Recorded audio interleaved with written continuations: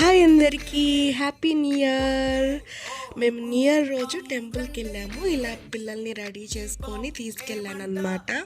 అలాగే చిన్నోడిని అమ్మకాడ వదిలిపెట్టేసి పెద్దోడిని బయటికి తీసుకొచ్చాను. వాడు చాలా ఎగ్జైట్ అయ్యాడు నిజానికి.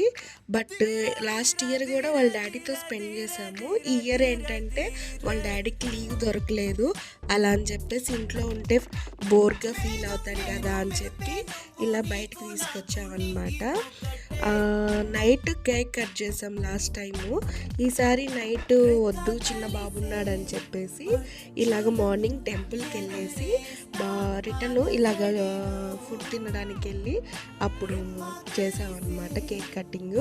ఇక్కడ మా వాడు ఐస్ క్రీమ్ తింటూనే పక్కన అమ్మాయిలకి లైన్ వేస్తున్నాడు అనమాట.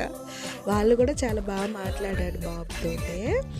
అండ్ వాళ్ళ పాటికి వాళ్ళు తింటుంటే వీడు మళ్ళీ చూస్తున్నాడు. వాళ్ళు పలకరించినప్పుడేమో మాట్లాడలేదు, చాలా డీసెంట్గా ఉన్నాడు.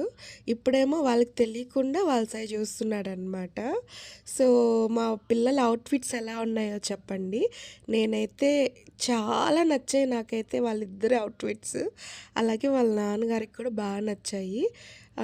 నాన్న అమ్మ కలిసి కేక్ కటింగ్ చేయించామన్నమాట బాబుతో, పిల్లలిద్దరితోటే. ఇయర్ ఫస్ట్ న్యూ ఇయర్ అనమాట చిన్నోడికైతే. మా పెద్దోడికైతే ఇది థర్డ్ న్యూ ఇయర్.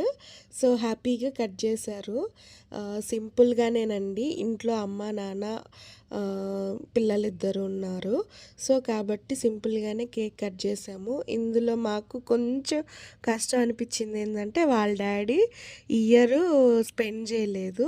సో వాళ్ళ డాడీ స్పెండ్ చేయకపోయినా ఎవ్రీ మూమెంట్ ఎవ్రీ సెకండ్ అడుగుతూనే ఉన్నాడనమాట.